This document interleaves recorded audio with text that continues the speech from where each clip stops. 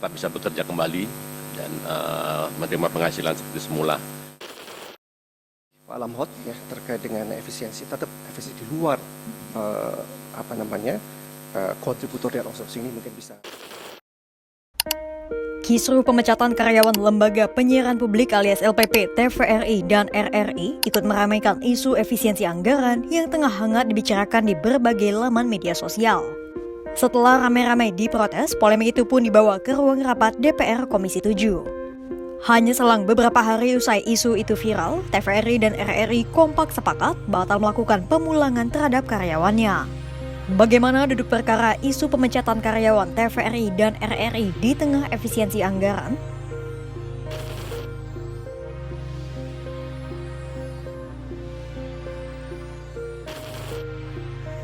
Kisru soal pemulangan karyawan TVRI dan RRI bermuara pada keputusan Presiden Prabowo Subianto memotong anggaran kementerian dan lembaga. Pemotongan itu tertuang dalam Inpres nomor 1 tahun 2025 tentang efisiensi belanja dalam pelaksanaan APBN serta APBD tahun anggaran 2025. Pemotongan itu pun turut berimplikasi pada TVRI dan RRI.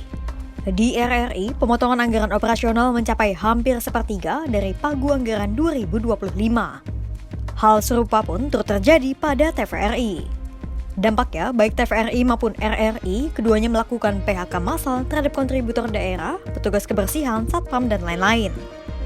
Aliansi Jurnalis Independen Indonesia atau AJI turut mengeluarkan pernyataan sikap pada Selasa 11 Februari 2025. Dalam rilis pers itu, AJI menyebut PHK TVRI dan RRI berdampak pada publik dan juga kontributor yang terkena PHK.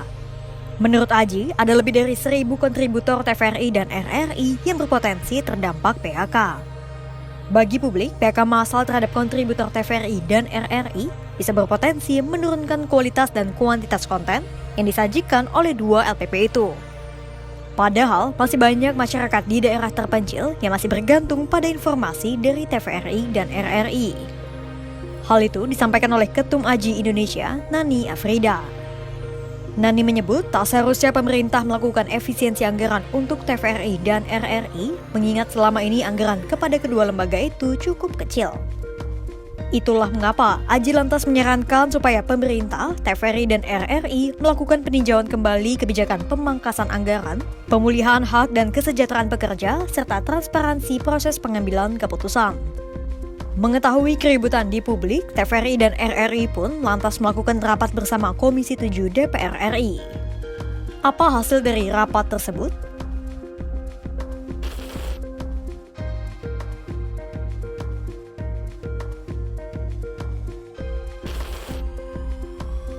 Hanya sehari usai rilis pers AJI, TVRI dan RRI segera melakukan rapat bersama Komisi 7 DPR RI pada Rabu 12 Februari 2025.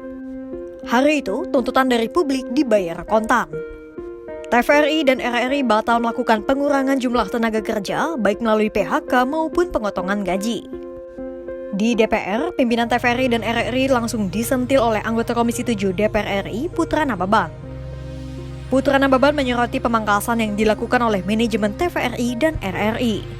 Menurut Putra Nababan, di dalam manajemen anggaran, pimpinan TVRI dan RRI seharusnya melakukan penyesuaian terlebih dahulu terhadap program, alias bukan langsung memangkas tenaga manusianya.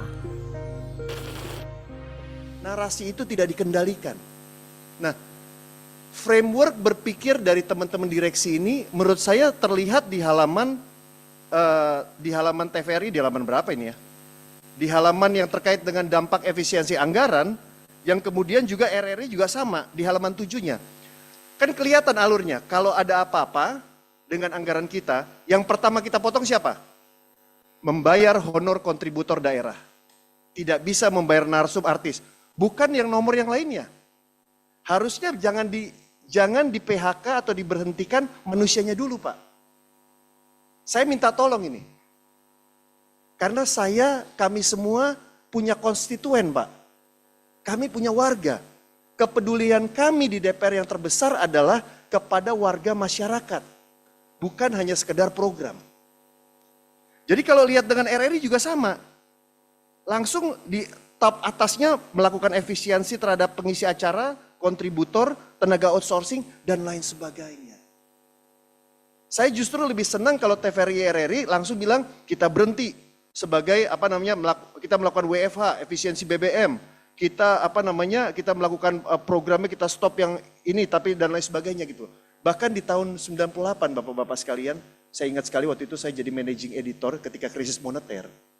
Kami pimpinan dari redaksi dan direksi itu mengatakan begini, lebih baik dipotong dari atas. Lebih baik dipotong dari atas. Dan waktu itu sampai bagaimana ngomongnya? Kalau kertasnya mahal, kita ke lapangan aja teriak-teriak menyampaikan berita. Tapi jangan berhenti. Tapi pemotongan dari mana? Dari atas. Dari pemimpin redaksinya, wakil pemimpin redaksinya, redaktor pelaksananya, tentunya direksi diri udah kena semuanya. Dimulai dari atas pemotongannya. Saya rasa pimpinan setuju ya. Menanggapi masukan dari Komisi 7 DPR RI, Direktur Utama LPP TVRI Iman Brotoseno menyatakan bahwa pihaknya memutuskan untuk membatalkan semua kebijakan PHK. Sebagaimana yang sudah disampaikan oleh pimpinan bahwa kami berkomitmen ya, untuk tidak lagi membuat kebijakan perumahan terhadap seluruh karyawan perumahan dan PHK ataupun apapun lah istilahnya, jadi tidak ada dampak buat mereka tetap bisa bekerja kembali dan menerima penghasilan seperti semula. Jadi nanti akan kami sampaikan kepada seluruh kepala stasiun untuk menindaklanjuti. Jadi memang perlu kami sampaikan juga bahwa memang ini hanya terjadi di TVRI penyiaran daerah. Ya, kalau di pusat relatif tidak ada, kami tidak melakukan apapun terkait dengan outsourcing, driver, satpam, security dan sebagainya, tidak ada. Jadi memang hanya ada di TVRI penyiaran daerah dan itu berbeda-beda pimpinan. Jadi ada juga kepala stasiun yang tidak merumahkan sama sekali juga, ada juga gitu. Bahkan mereka contoh misalnya di Jambi itu kontributornya malah dialihkan pembiayaannya oleh Pemprov, yang bayar Pemprov gitu. Jadi ada inovasi-inovasi dari setiap kepala stasiun. Tapi ada juga yang merumahkan, ada juga yang cuma 4 orang, ada juga yang 1 orang. Jadi macam-macam, relatif macam-macam. Tapi intinya kami akan sampaikan bahwa kita akan berkomitmen untuk tidak melakukan hal itu. Jadi segalapun efisiensi itu tidak akan menyasar kepada penghasilan mereka. Selain TVRI, RRI pun memutuskan bahwa pihaknya kini tak melakukan pemberhentian tenaga kerja, termasuk para kontributor yang sebelumnya terancam dirumahkan.